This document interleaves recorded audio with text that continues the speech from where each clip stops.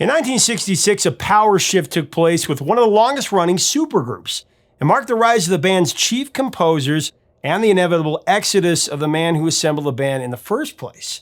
We've got the story of the #1 smash that put the duo of Jagger and Richards at the top of rock and roll majesty, and it signaled the height and the tragic fall for the originator of the Rolling Stones. Stories next on Professor of Rock.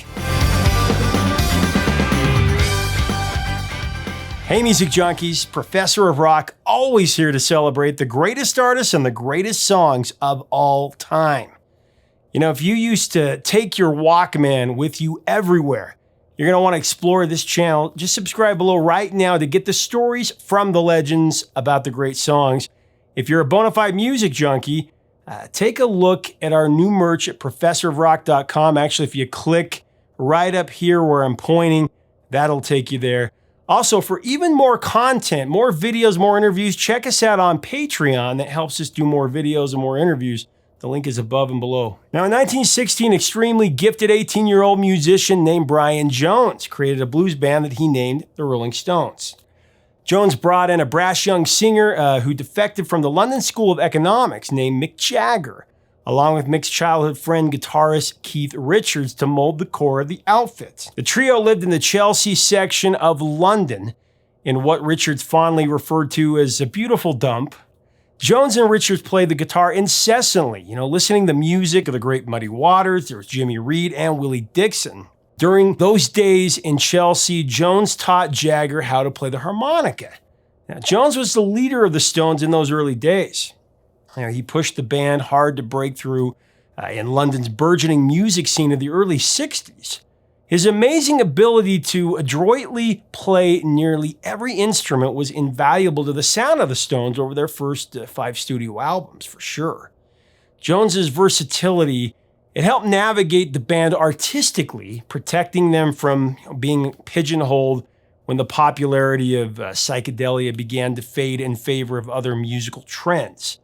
The Stones' first blast on the singles chart in the UK was their cover of Buddy Holly's Not Fade Away, which that climbed all the way to number 3 in Great Britain.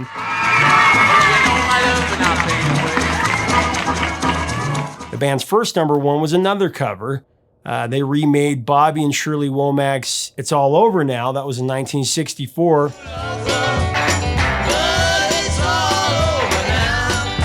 Followed by their first big charter in the US, Time Is On My Side, great song. That went to number 6, also in 64. It's on my side. Yes, it is. Of course, the song that really positioned the Rolling Stones down the path to superstardom.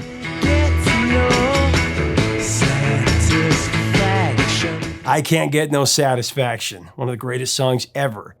Even though Mick and Keith didn't like the finished version of Satisfaction, and they wanted to redo the track with a heavy horn section, the pair were outvoted by the rest of the band, and the single was released with historic results. We'll definitely cover that one down the road. Differences of opinion aside, it was the dawning of decades of prolific writing between Mick Jagger and Keith Richards, and one of the most enduring rock standards. After the success of Satisfaction, the Stones went on a serious roll that put them right up there with their good friends the Beatles as the biggest band in the world in the mid-1960s. Jagger and Richards wrote hit after hit after hit, and they began to overshadow Brian Jones's leadership stature in the band, causing him to tailspin into the danger zone, both personally and professionally. Despite his recognized role as the founder of the Stones, Jones acted like an outsider. He traveled separately from the band when they toured, and he stayed at a different hotel in each city. Jones's split personality, it was a heavy source of friction within the band. One side of Brian, was shy and introverted, and the other was gregarious and in constant need of attention. Bill Wyman once divulged that Brian Jones pushed every friendship to the limit and way beyond. While embarking on a tour of Australia, Mick and Keith began the conception of the next huge hit for the Stones, the hypnotizing Paint It Black. No colors anymore, I want them to turn black. Now, immediately after their run down under, the band convalesced in Bali for a few days, and they fell in love with a mystical instrument, the sitar. In Bali, the sound of the sitar's exotic romanticism captivated the band, and the idea emerged to arrange Paint It Black with a strong Indian or Middle Eastern vibe to it.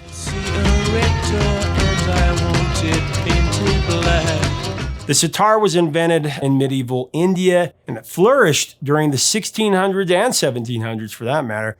Sitars are very delicate, so you have to handle them with great care and attention, but they make a variety of deep, full-bodied tones. Now, when the band got back to London to start recording tracks for their Aftermath album, they tried a straight-up guitar lead for Paint It Black, but they couldn't bend the sound like a sitar can, so the sitar became the instrument of choice to produce the aura that they were looking for. The instrument was a perfect choice to portray that dark sadness of Paint It Black because of the instrument's so-called sympathy strings that give the sitar a spellbinding emotive distinction.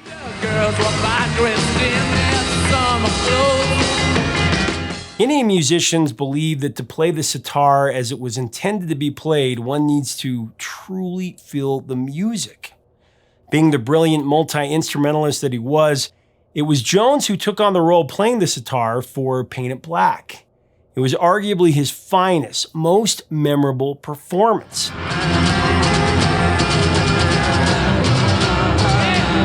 For Jones, the sitar didn't come out of nowhere. He was able to develop a tune from the sitar in a short amount of time because of his background with the instrument, largely while studying under Har Har Rao, a disciple of Ravi Shankar, as far back as 1961, I believe. Jones was also close to George Harrison, who was another ardent follower of Shankar that learned to master the sitar.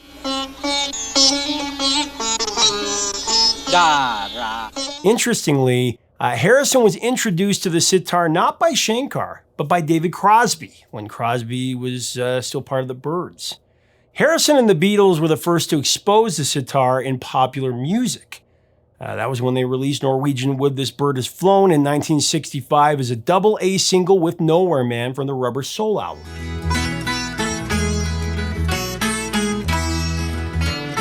The Nowhere Man Norwegian Wood combo actually went to #1 in Australia. When the Rolling Stones dropped Paint It Black as the lead single from Aftermath, with the heavy Brian Jones sitar melody, they received a fair share of criticism that they were copying the Beatles by implementing the sitar into their music. Jones retorted by calling the accusations utter rubbish. It has to be noted that Jones's experience with the sitar actually preceded George Harrison's. It wasn't like the band tapped into some kind of trendy hit formula. Jones got bored of playing a guitar, part of his growing indifference with the band, and began experimenting with more exotic sounds, the sitar being just one of them. It should also be acknowledged that the Stones were already working on Paint It Black before the Beatles released Rubber Soul. In just 3 short weeks after hitting the market as the first single from Aftermath, Paint It Black rocketed to #1 on the Billboard Hot 100. It sat there for 2 weeks. It was the band's 3rd #1 single in America. It was a #6 Stones song to hit #1 in the UK. It was also a chart topper in the Netherlands, Germany, and Canada.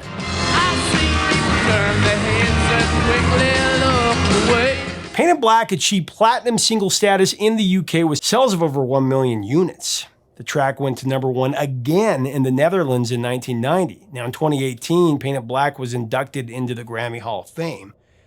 As we go into the rest of this song breakdown, I want to thank our sponsor, Zenni Eyewear, the glasses that I wear every single day. If you go to Zenni.com, you can get multiple pairs of glasses, different shapes, styles, and incredible features like blue blocks, anti-fog, anti-glare for less than a 2-record set. Go check out their latest editions at Zenni.com.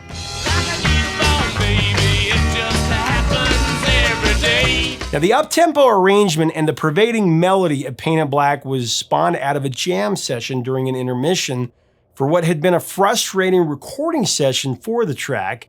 The song was originally written as a standard pop arrangement in a minor key, similar to The House of the Rising Sun.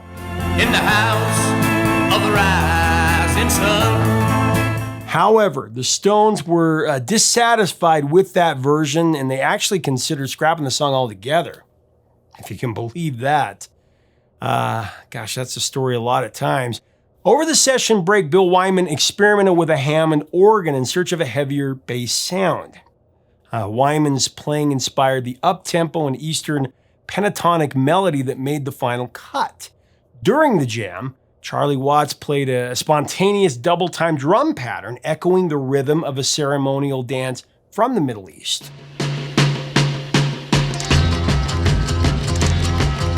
Jagger humorously compared the sound of the reinvented arrangement for Painted Black to music that was played at Jewish weddings.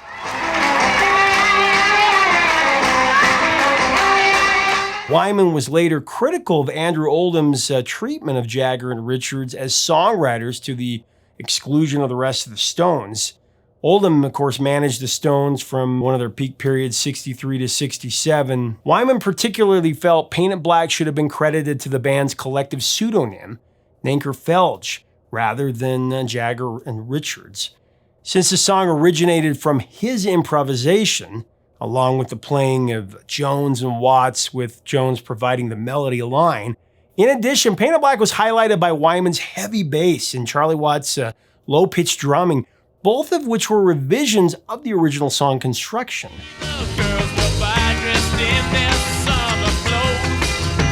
To the moment of this feature, writing credits are solely registered to the Glimmer Twins, Mick Jagger and Keith Richards. So here's another interesting nugget associated to the recording of Painted Black. Jack Nietzsche was hired as a session musician to play the piano parts on the track. Nietzsche got his start as Phil Spector's right-hand man, helping to arrange the legendary Wall of Sound, before rising to fame in his own right as a session musician, arranger, and record producer.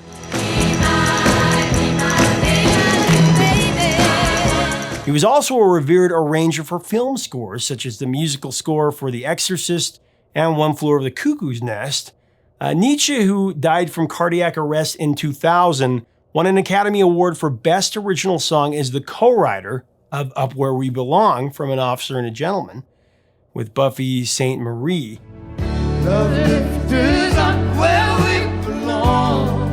Actually, Jack's score for the 1970 Mick Jagger film performance is held as a landmark for the use of rock music in film soundtracks. Unfortunately, like his mentor Spector, Nietzsche struggled with drugs and alcohol and got into trouble with the law after waving a gun at some youths that stole one of his hats. Nietzsche's arrest was infamously captured on an episode of the TV show Cops. Through the use of colors as metaphors, Mick Jagger's penned lyrics describe the grief suffered by one who is stunned by the sudden and unexpected loss of a partner. In the world around him, the narrator sees a red door. He sees the green sea turning a deeper blue.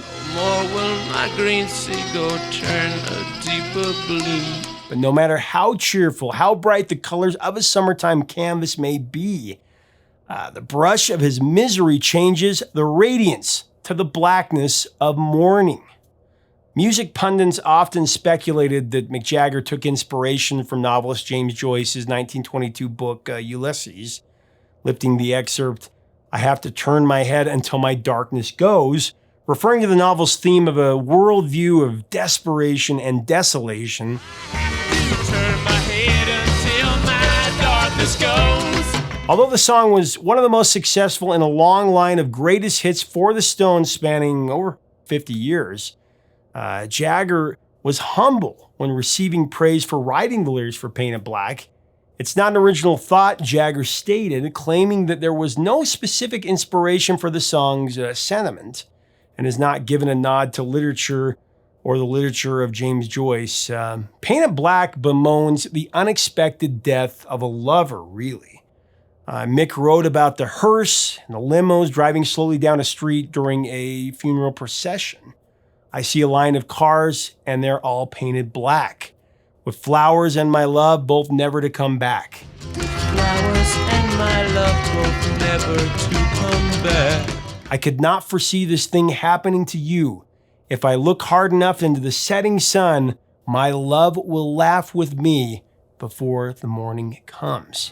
My love will laugh with me before the morning comes. That last line at the end of verse 4 is one that hits me the hardest. It's one of my favorite lines ever written by Mick Jagger.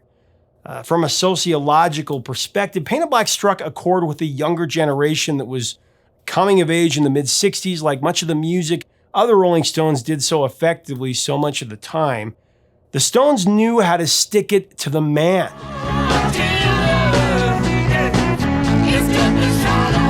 Their music was often rebellious against authority, and that was a big reason that they were such a vital force with the counterculture of that era. In the turbulent mid to late 60s, and the Vietnam War certainly brought darkness and despair, along with race riots, the assassinations of John F. Kennedy, Bobby Kennedy, and Martin Luther King.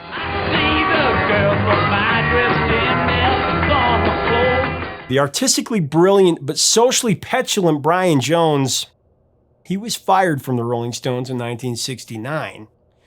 His estrangement from his bandmates, along with his spiraling drug use and subsequent arrest for possession, proved to be too much of a detriment for the Stones, and the band wanted him out. Although he was technically kicked out of the group, his bandmates gave him a choice of how to break it to the public. In Brian Jones' statement to the press on June 9, 1969, he stated that he could no longer see eye to eye with his bandmates, so he was leaving the Rolling Stones. Less than a month later, Brian Jones was found motionless at the bottom of a swimming pool at Crotchford Farm in East Sussex, England. The official cause was reported as the mysterious death by misadventure, and the coroners noted that Brian's liver and heart were heavily enlarged by past drug and alcohol abuse. Brian Jones was only 27 years old. Coincidentally, Hendrix and Morrison both died within the following 2 years, all members of the tragic 27 Club. Still, the music of the Rolling Stones that Brian Jones invaluably contributed to lives on with the adoring reverence and celebration. Painted Black, the eerily instant classic that features some of the best use of a sitar on a rock record, is certainly a zenith for the impact of the Rolling Stones founder. No colors anymore, I want them to turn black. Painted Black is featured at the close of several classic movies, The Devil's Advocate and Stanley Kubrick's Full Metal Jacket, along with placement in the film Stir of Echoes.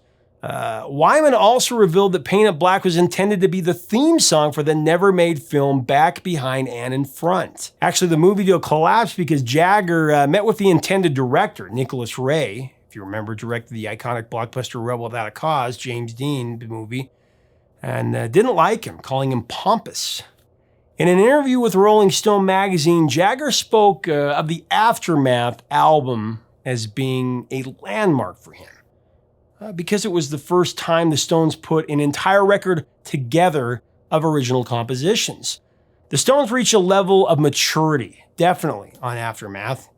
It was a marker for the band to advance into preeminence as one of the longest-running bands in rock and roll history. In addition to the chart-topping prominence of Painted Black, the Aftermath LP includes several other Stones classics. There's Under My Thumb, The change has come, she's under my thumb. Lady Jane, My sweet Lady Jane. and the 11-minute and 35-second track Going Home, which was the first extended rock improvisation released by a major recording act.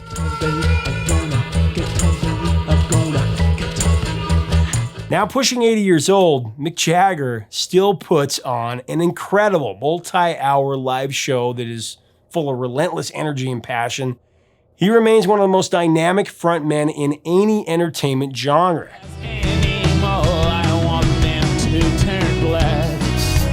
And his Glimmer twin counterpart, Keith Richards, right alongside him, still playing those cherished guitar riffs that we can't imagine ever living without.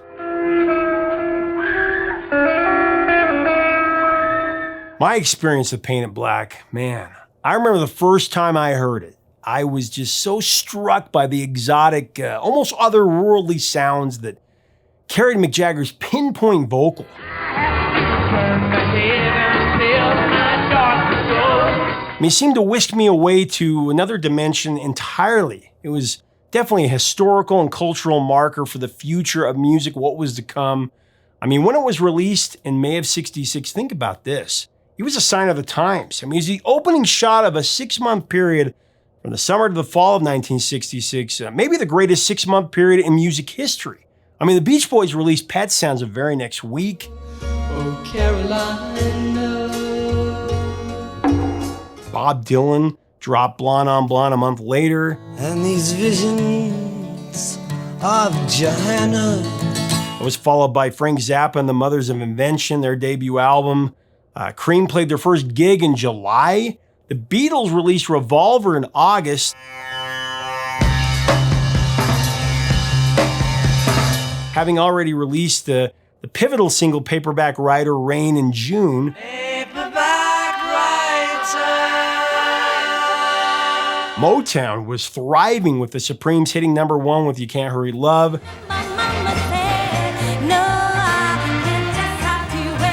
And then the Four Tops with their own exotic Middle Eastern single, Reach Out, I'll Be There.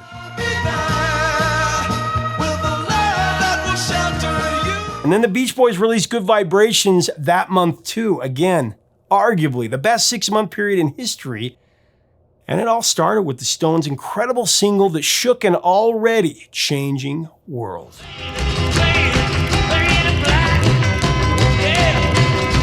Leave us a comment about this exotic Rolling Stones song. What are your memories of the first time that you heard it? Your memories throughout with this song? What are your thoughts on this life-changing band and this life-changing period of music? Let us know in the comments below. If you like our videos, we do invite you to become a full-time subscriber. You can do that below. And make sure to check out our new merch and our content that's exclusive to Patreon. Help us keep the music alive is so important. Until next time, 3 chords and the truth, my friends. Talk to you soon.